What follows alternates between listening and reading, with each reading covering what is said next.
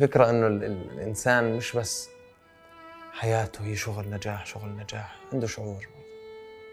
أنا عن نفسي كتير حساس، أنا حدا كتير بفكر، وبرضه عقليتي كتير كبيرة. أنا مش ولد صغير في كل إشي في الدنيا، أنا مش ولد صغير. يعني عقليتي بنبسط فيها، إن هيك بفكر بحسب كل شي. بس برضه أنا اللي كنت بالليل عم ببكي على كل شي، بيجي لقطات مثلا بتزعلني إنه ليه ما عشت هاي الحياة. بس برضه بشوف حياة الناس التانية اللي هم فاقدين أبوهم وأمهم، بصبروني شوي، يعني هم بعطوني شوية قوة.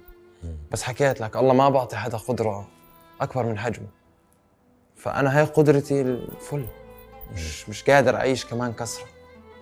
يعني ضايل هالقد وخلص بتدمر حرفيا.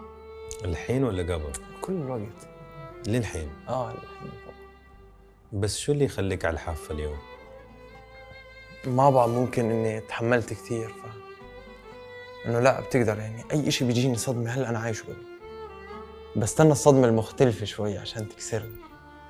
يعني هي مش عدد المرات اللي أنا خنتك فيها مثلا، لا خلص خنتك، أنت عشت الشعور هذا، حول عيش ثاني. كذبت عليك، أنت عشت الشعور هذا.